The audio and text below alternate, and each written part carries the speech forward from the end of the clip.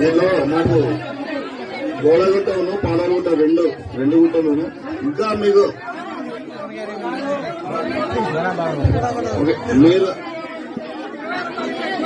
అదే మీ దృష్టిలో ఏమన్నా ఉంటే దయచేసి గ్రామ ప్రజల ఒక మనవి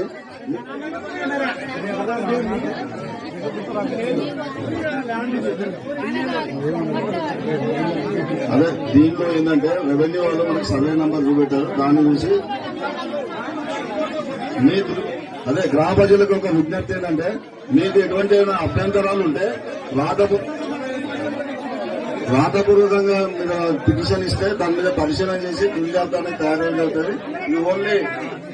ఓన్లీ మీకు గ్రామసభలో చదివి వినిపిస్తున్నాము. దాన్ని బట్టి ఫైనల్ గా ఎంఆర్ఓ మేడం దృష్టికి తీసుకొచ్చినారు, ఫైనల్ లిస్ట్ చేస్తారు.